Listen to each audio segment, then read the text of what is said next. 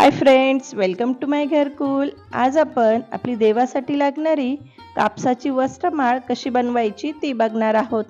आणि इथं मी एक ट्रिक वापरली आहे की ज्यामुळे आपली वस्त्रमाळ छान अशी मोत्याच्या दाण्यांसारखी दिसेल आणि ती तुटणारही नाही। बऱ्याच वेळेस काय होतं, वस्त्रमाळ आपली निघल्या जाती, तुटती।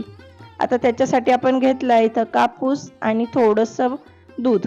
तर काय करायचं, थोडा कापूस घ्यायचा, अगदी त्याला पिंजून घ्यायची गरज नाहीये, फक्त असं तुम्ही व्हिडिओत बघू शकता आणि गोलाकार असं फिरवायचा आणि साईडनी एक छोटंसं असे आपण जशी वात काढतो फुलवातीला तशा दोन वाती दोन्ही साईडला काढून घ्यायच्या।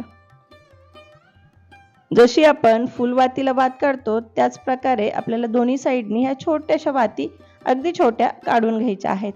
बऱ्याच वेळेस काय होतं, आपण अखंड कापूस घेतो आणि त्यातनं वस्त्रमाळ करायला घेतो, म्हणून काय होतं की बऱ्याच वेळेस आपले वस्त्रमाळेचे जे मणी असतात ते एकसारखे होत नाहीत किंवा आपण ती देवाला वाहिली तर ती मधीच निघल्या जाती। म्हणून काय करायचं, आधीच असे छान टपोरे आपले कापसाचे मोती तयार करून घ्यायचे। तुम्ही बघू शकता व्हिडिओत मी आता दुसरा मोती तयार करते।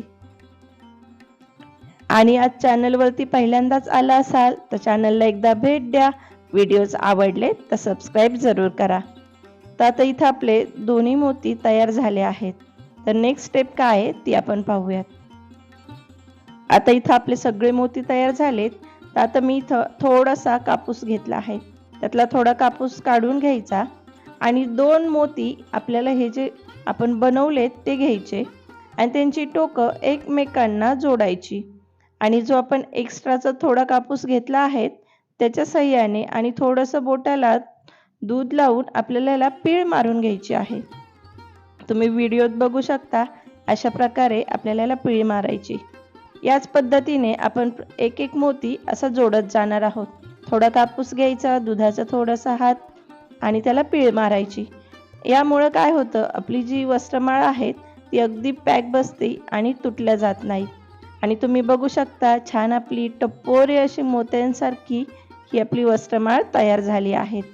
तर आता आपण ही देवीला वाहणार आहोत, तर त्यासाठी आपण याला हळदी कुंकू लावणार आहोत। शंकराला तुम्ही वाहत असाल तर अशीच वाहा, गणपतीला वाहणार असाल तर हळद लावली तरी चालेल। तर आता आपण हळद कुंकूनी याला आपण लावून घेऊयात। हळद कुंकू लावताना थोडासा आपला दुधाचा हात लावायचा, म्हणजे ते पॅक बसलं जातं आणि कलरही छान येतो। तुम्ही बघू शकता आता आपण हळद लावून घेतली आहे, त्यानंतर कुंकवाचंही आपल्याला लावून घ्यायचं आहे।